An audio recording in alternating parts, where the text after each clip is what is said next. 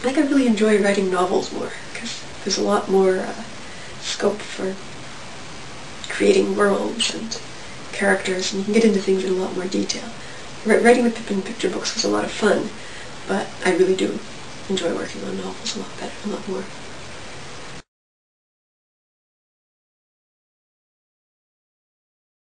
I try not to base characters on real people, but of course how one creates characters is by observing real people and using character traits from real life. But I don't kind of take a whole person and put them in. I think in the Cassandra virus and the drone war, Helen Chan Fisher is a little bit based on a lot of stuff that I liked to do when I was a kid. I spent a lot of time out in the woods and fields with the dog, getting my feet wet and catching tadpoles and fish and things from my aquarium.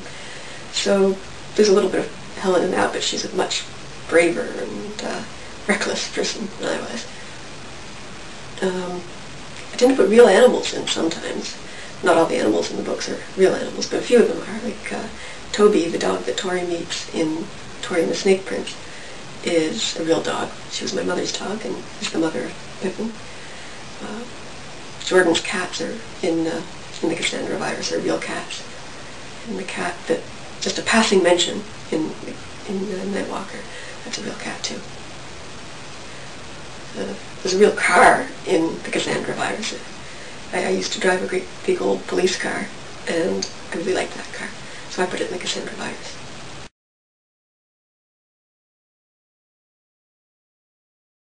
That depends on the story.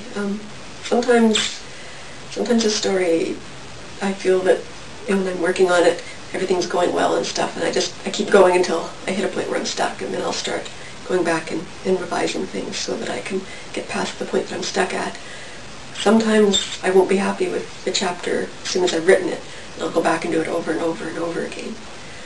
The first chapter of the second book in the Warlocks of Telverden series, Treason and Eswe, the first chapter of that, I don't know how many drafts that went through. I wrote, I think, 12 or 13 different first chapters, and one of them is now chapter 2, and some of them have vanished completely. And sometimes I don't really rewrite a section right away. I'll wait until I'm going back and going through the whole book all at once.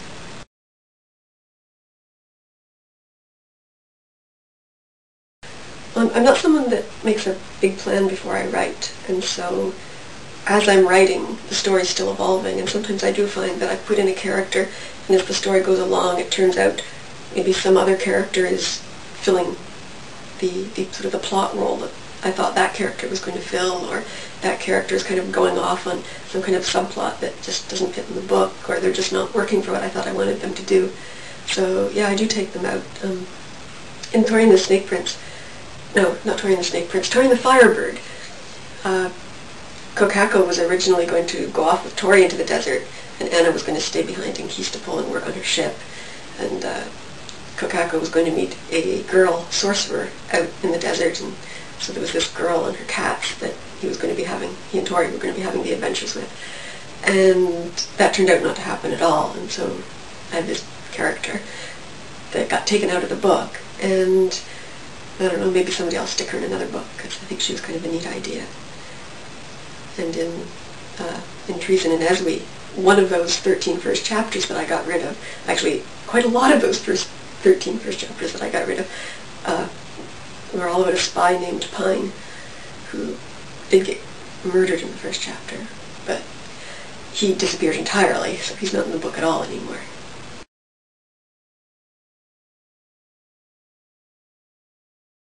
Tori just kind of came into my head as a whole, complete character, but I think what he came out of, partly I think he was kind of influenced by Rudyard Kipling's Puck in Puck of Pook's Hill and Rewards and Fairies. And in that, Puck he's not Shakespeare's Puck from Midsummer Night's Dream. He's a very sort of down-to-earth fairy who kind of grows out of the landscape, really. He's sort of the spirit of a part of the country, and he likes to tell stories, and so I think there's a bit of him in Tori's ancestry, as it were. And I I'd kind of actually forgotten where the term old thing came from until a few years ago. I was rereading Kipling and realized that in Puck of Pook's Hill, Puck is talking about all the old fairies and the old gods of England as old things. And I'd completely forgotten that's where I kind of picked up the term from. And so I guess that just shows a little bit of Tori's ancestry too.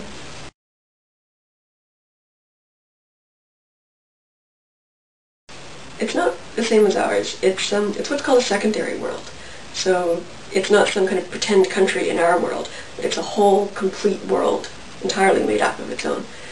And it's lots of parts of it are like our world, based on different regions of our world. Like the Great Southern Continent is obviously influenced a lot by Australia. Tori's Wild Forest is a landscape that's much more Canadian in terms of the plants and the animals that live in it. A lot of it is southeastern Ontario with bits of New Brunswick in it in terms of just the kind of climate that you get and things like that.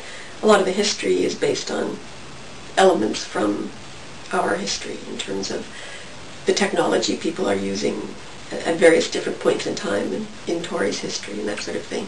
But the world itself is completely made up in all the different countries and things. And the geography is completely different.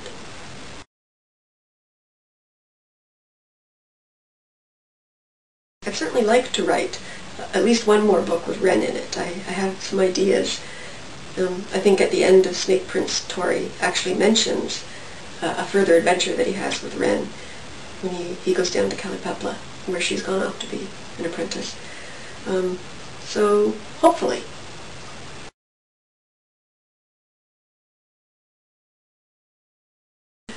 Very old. Tori is ancient. He is an old thing. He's the spirit of the wild forest. So he's probably actually been around as long as the forest has been. So he's easily 1,000 years old, and he's probably older than that.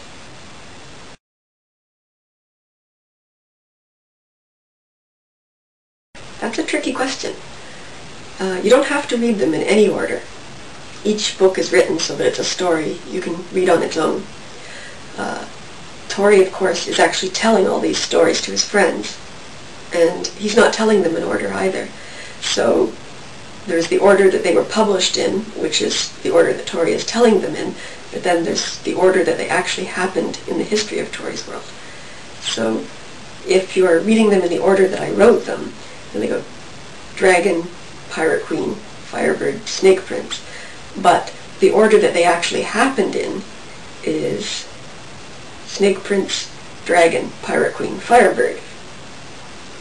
But the way that Tori is telling them, he sort of always, anything that has happened at some other point in history that he feels is important for the story, he'll tell you about. So you don't have to read them in any order, really.